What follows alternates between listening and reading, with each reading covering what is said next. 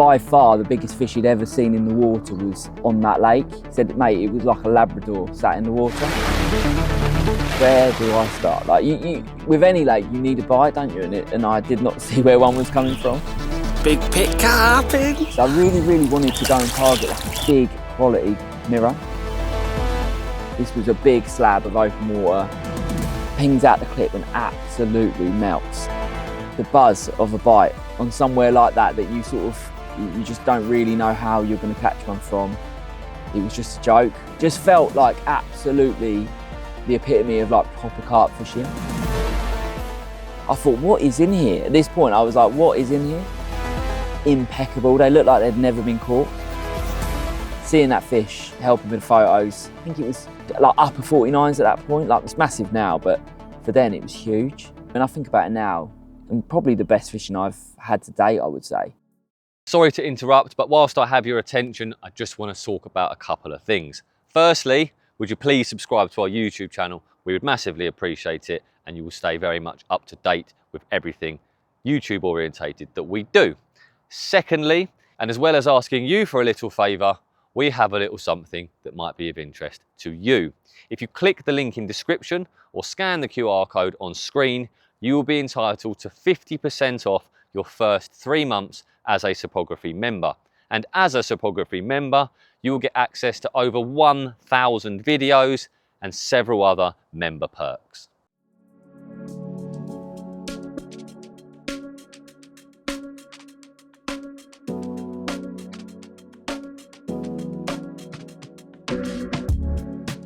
Going into the next year, you've done really well. You've had these couple of mega hits.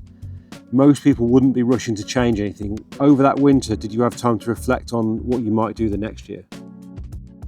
Yeah, so it was basically get ready to go again. Everything was working. The spring side of things, you know, was absolutely spot on. This time round though, they moved the opening back a bit. So it actually opened in the May this time. So you lost a little bit of a bit of the good times as such. But yeah, I remember the very first trip back. It wasn't the first trip back, just in one of the row bank swims, good view of the lake, couldn't get where I needed to be, but not long later, got back down, back in the Fox again, fishing long, 2 rods long, throwing sticking boilies, like exactly the same as before. Yeah, and the start of the second year, started with another 4 carp, all in one hit as such. Couple of mega ones one evening. Remember Elmo and Benji being down? Real cool, drizzly evening. Like the boilies were going out lovely. Really lovely mirror. The 26, this 26-pound mirror, it was just such a nice carp. Great conditions for pictures, and it was just one that always stands out. But yeah, and I think I had another couple of bites in the morning, and that boxy Lynn turned up again, and another 30-pound common. And when you obviously don't think about it at the time, but I was starting to think actually, because I didn't have a great grasp on the stock. There was talk of like 100 plus, blah, blah, blah, you know. But when you're getting, like I know it's one fish, but I go on to catch a few more recaptures. When you're catching one fish quite consistently, you're thinking actually there might not be quite as many as I think there are in there. In terms of the way you caught those fish, was it straight back on the whites and the singles?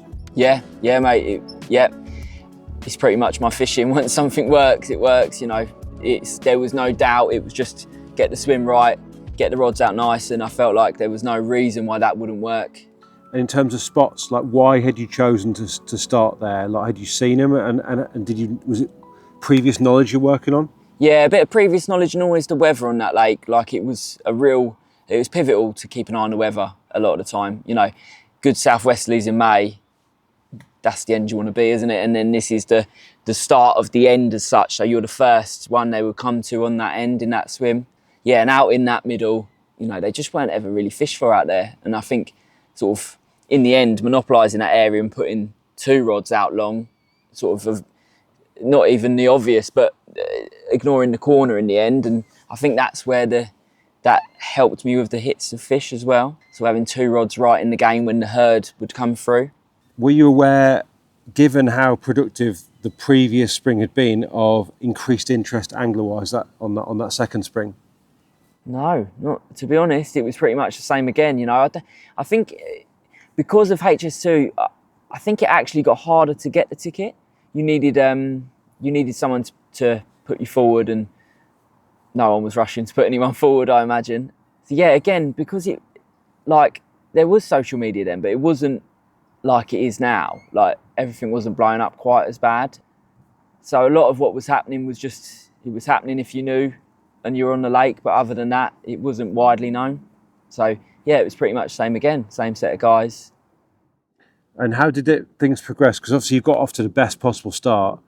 Once again, there's no guarantee from the sound of it that you can replicate that, because the weather can change, the fish can move. Yeah, no, and you know, that, like, obviously we talk about April and May, and so, but they go quick. If you're obviously only fishing generally a night a week, you know, back then I might have been doing a couple here and there, but they go quick. If you could, on the right winds, it was a blessing and a curse, really, that lake, because the wind would almost guarantee where the carp would be, but you then, if you couldn't get in those areas, you could almost guarantee where they weren't, and if that's where you were kind of out of the game. So it was great if you were in the you know, right swim at the right time, but you know, not great if you're up the other end and the southwesterly's banging up the opposite end of the lake. But yeah, really, it was just a case of, you know, carry on as you left off, like get where you can get on each trip. Like by then as well, I think you see a few more up in the sailing club. You realise the stamp of the carp. You know, really was barely ever catching anything under like mid-20. Good amount of 30-pounders. So yeah, it was real special, to be fair. Did you spend time looking for the king? Do you know, at one time I think I saw it show. I never saw it in the water. Well, no, I didn't see it in the water, sorry. But one time I'm pretty positive I see it show. And I'm not, you know, I wouldn't really say that lightly, but I just remember this fish coming out, like looking down the railway and off the sailing club and being so big at range. I'm thinking that had to have been, you know, that had to have been it. But yeah, no, you get over there, because I think you could walk over there, but you didn't want to hang around and get in trouble or anything. So you're having a quick look, trying to work out what end they might be at, and then scooting off again. But most of what you saw was big all the time. Nice problem to have. Yeah, really nice, yeah. So how did the spring unfold then? So the next trip, I found some carp showing. So not in one of the gate or the fox swims that I had been predominantly fishing. It was a little bit up from the gate. I think from memory it was called the Lawns. But they were showing shore, and I got in there in the evening, flicked some choddies at them again. But I remember it because there was like the kayakers and stuff all over where you'd have your rods. And yeah, not long after, like, I had the bite. And so, like I say, it's a lot of evening, day bites and stuff. So I must have got them out pretty quick and had the bite that evening. But yeah, I remember thinking that was like 10 minutes sooner, there would have been someone between me and on some sort of kayak or boat. But landed a really nice, I think it was like a sort of mid-20 common. But yeah, another swim, you know, just basically every time that happened, it was like, you need to worry about where the carp are, get where they're showing, and they're quite catchable. You know, the white choddies were just doing the business. But yeah, that night, I think I actually felt like they moved left, like the gate swim was to my right. I was in the Lawns. They were out in front of me quite short, which was nice. Nicked that bite, and then felt like they'd moved left, and I moved with them that night. So even though I'd just caught one, I sort of shuffled along. Because you're not spot fishing as such, you're really just area fishing. You didn't mind, like, it didn't feel like you were invested at all in the area. So yeah, I moved along, and I think it was even underarms that swim where they were like getting through quite short, and caught that boxy lin again the following morning. At this point, is he an annoyance to you at this point? A little bit, because I was like, what is it? It's obviously not the swim, because I'm catching him from here, there and everywhere. I couldn't quite work out like why it was happening, but I think I was just getting on groups of carp, and he was probably the most likely to snaffle the hook bait first out of the lot of them, you know. it's a little bit shame with the recapture. So I remember like the first time I caught it, I was like, this carp's incredible. And by the end of it, you're like, oh God, like, really? He's still a great fish, do you know what I mean? It was, yeah, probably 36 odd at that capture. You know, fluctuates a bit depending if it was early in April or closer to spawning. But yeah, so that was another bite from another new area. So I just felt like, again, I sort of started again, but everything was working really well. There wasn't a great deal more of that spring, to be totally honest, because we moved into our new house, and like, as you do, you know, stuff to do in the house, getting everything. It's our first house that we've bought, so we were spending a lot of time doing that. I was still getting down for the odd night here and there, but obviously the first year, the April and May were really productive, whereas this year we only had the May, so it only takes a trip or two to not get quite in the right zone at the right time. But you know, like, I didn't quite have as many as the year before, but I did nick one sort of I think it might have been, I was after spawning, it was June, sort of end of June, but it was the orange spot zip linear, so a sort of another recapture. I was starting to think there might have been a few recaptures of sort of smaller commons that I hadn't really looked into either, again, which is making me think, like, it's not like you've got stacks and stacks to go through if you're recapturing them on sort of a lake this size. So as much as the recapture is a little bit annoying, it felt like, well, you must be getting through them to be having the recaptures. So yeah, it was a good result again. I think the summer passed fairly quietly, but it was late August that there was a real prolific spell. I'd actually started to make a bit of a plan. Like, through the summer, you kind of think, you know, in the spring when they're jumping and you can get on them, it's great. But in the summer, it was very flat. You know, if there wasn't any winds or whatever, were they even following them? They were often out by the sailing club, which was miles out of range. Yeah, I remember there was a swim called the Point. I remember going on the Point one trip, and I'm like, I'm going to really give it to them. I had buckets and buckets of bait. And like, obviously you want to be out at range. And I started as soon as I got down from work, and I don't know, it was 10 o'clock, whatever. It got dark, and I'd not put half of what I was hoping to put out, and it sort of dawned on me that really wasn't going to happen. I was going to really give it a big hit and just keep trying to, like, middle of the lake, keep trying to follow that up. But yeah, that didn't really happen. So that was the kind of thought process I was going through at that point. But I think in previous autumns, it had been caught down the railway bank, the king, sorry. And there's a swim that sort of, as you look out down the railway, it faces the point of which the end of the sailing club. So by this point, I'd sort of upped the rest of my tackle.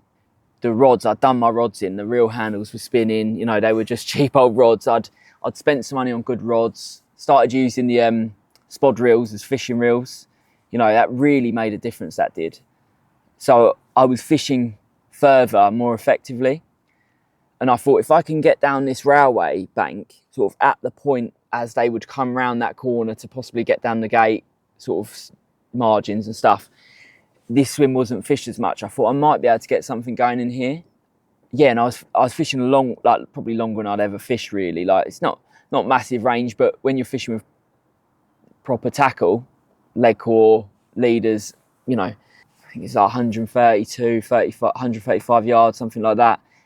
Yeah, I thought I'm going to get them out there, and basically started spomming bait out there as well. And I was going through all different things, like gluing weight in the front of the spom and soaking my boilies up so they were heavier. And yeah, got to be able to sort of fish it fairly effectively in the end. And it started straight away, really. I had bites sort of early on in doing that, and that just built and built and built through the summer. It would have been late August when I started getting that area going, and I think I had 3 in my first trip. So I was like, you know, I'd fished a bit in through the summer and not really had much of results at all. So this felt big. You know, it was great in the spring. They're obviously way more catchable in the spring. They hadn't really been fished for in the springs, but this felt like I'd sort of started to unlock it a bit more. You know, and I wasn't just relying on April, May, because you think that could have been taken away at any stage. So yeah, I was like I was using big hits as well. So this was savage, really savage fishing. I was obviously fishing at my maximum range. Naturally, you wanted to be down there when the wind was coming in, and yeah, I'm like fully running up into these spomming, you know, absolutely giving it the big one all the time. And then when you're putting quite a bit of bait out, that was it was a lot of work, you know. Just getting everything right, wrapping up, keeping your lines good for that sort of fishing. It was real difficult fishing, but like really rewarding. So I remember going through this spell. So it was like, I think it was 3 the first trip, another couple the next trip, and I think I had a hit of 5. And within that hit of 5, there was a couple of really nice linears. Like there was a really nice 20-odd mid-20 zip linear, but a sort of one of those no pelvic linears, like real chocolatey. I think it was low 30 from memory, and a different sort of more squarer linear as well, like two completely different ones. Like a leather, a really nice, I think it was maybe 28, 29 pound leather. Like just great fish, just really good fish, and it felt like such good fishing. Basically, I wasn't really spot fishing, even though I was spomming. I was just between a couple of tree lines, hitting the distance with the chodding still, but then spomming whole boilies over the top. So again, I just needed to hit the clip with that spom. It was kind of agricultural boilie spomming, but because of the depth, because of like I said, a big pit carp, I don't think you needed to be really accurate. You just needed to get bait out there, and you know, I was putting decent hits of bait out and getting the results. Are you still seeing them at this stage like the old cows in the field analogy? Is that still the way you're approaching the fishing? Yeah, 100%.